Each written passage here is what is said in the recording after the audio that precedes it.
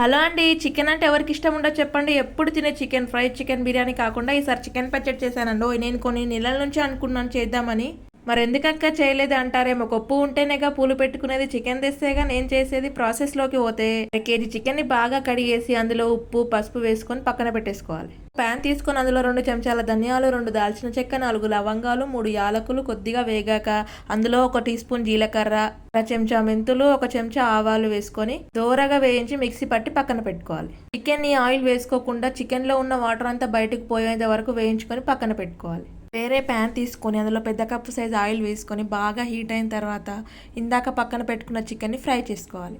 ఎంతవరకు ఫ్రై చేయాలంటే ముక్క బాగా గట్టి పడేంత వరకు ఫ్రై చేసుకొని ఎర్రగా దోరగా వేయించుకోవాలి. ఇదే చెప్తున్నాను, చికెన్ ఫ్రై చేయడానికి చాలా టైం పట్టుద్ది. నాకైతే ఏంటబ్బా ఇది అవ్వట్లేదు, అవుతుందా అవ్వదా అని వెయిట్ చేస్తూ కూర్చున్నా. ఫ్రై అయిన పీస్ను పక్కన పెట్టుకొని ఫ్రెష్గా దంచిన అల్లం పేస్ట్ని 2 చెంచాలు వేసుకొని బాగా కలుపుకోవాలి. ఎంత బాగా ఆయిల్లో ఫ్రై చేస్తే అంత బాగా టేస్ట్ వస్తుంది. ఇది మాత్రం గుర్తుపెట్టుకోండి. ఇందాక ఫ్రై చేసుకున్న చికెన్ని వేసుకొని మిక్సీ పట్టుకున్న మసాలాలు, 1/2 కప్పు కారం, 2 చెంచాల ఉప్పు వేసుకొని బాగా కలుపుతూ చల్లారిన తర్వాత 2 నిమ్మకాయలు పిండుకుంటే అంతే. టేస్ట్ మాత్రం బాగా వచ్చింది. నచ్చితే లైక్ చేసి సబ్స్క్రైబ్ చేయండి.